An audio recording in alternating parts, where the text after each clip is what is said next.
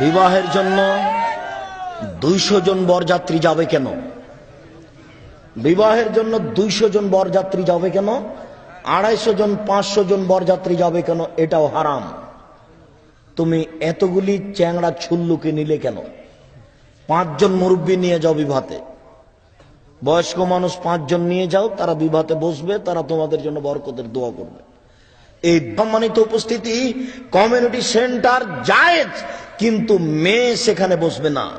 মেয়ের বসা হারাম। ওই মেয়ে পুতুলের মতো হয়ে একটা পতিতালয়ের মেয়ে সেজে বসে আছে, আর শত শত মানুষ তাকে দেখছে আর উপঢকন দিয়ে যাচ্ছে। এটা কি ঘটনা? এরকম কেন?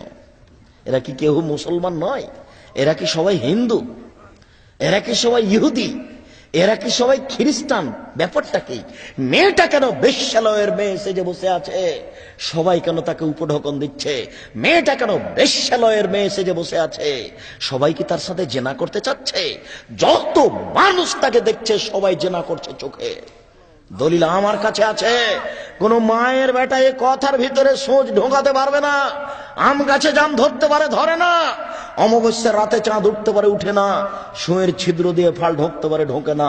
সুঁয়ের ছিদ্র দিয়ে ফাল ঢোকে যেতে পারে।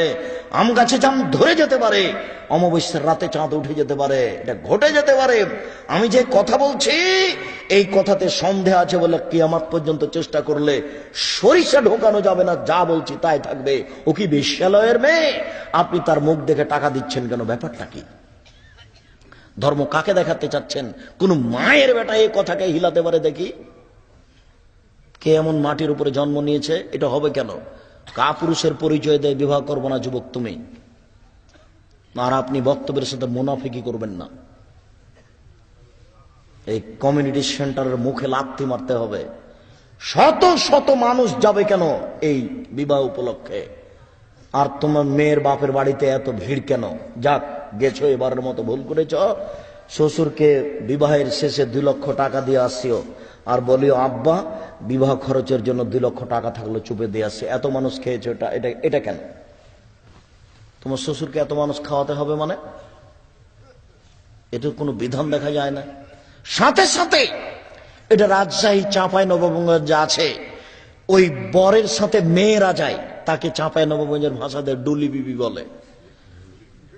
এইগুলো কেন? মেয়েরা যাচ্ছে কেন তোমার সাথে?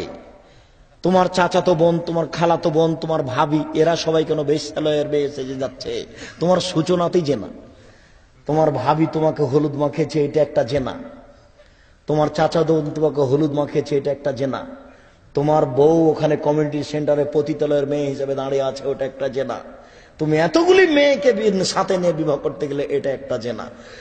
যদি তুমি মনে করো যে একজন মহিলার প্রয়োজন, তোমার মাকে নিয়ে যাও, তোমার দাদিকে নিয়ে যাও, তোমার দাদিকে। যদি মনে করো যে বিবাহ করতে গেলে একটা মহিলার প্রয়োজন আছে, যদি এটা লাগেই, তো দাদিকে নিয়ে যাও। তোমার ভাবি গেল কেন? তোমার বোন যাবে কেন?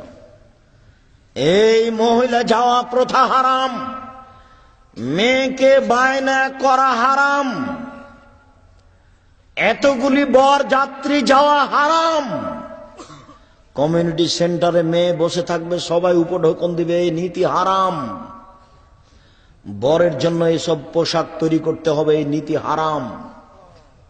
এই গীত গাওয়া হারাম। এই রং দেওয়া নীতি হারাম। বর যাত্রী এসেছে, তার জন্য বিবাহ ঘেরা হচ্ছে ফিতে দিয়ে, ফিতে কেটে দিয়ে টাকা দিয়ে ওরা ভিতরে ঢুকবে, এই নীতি হারাম।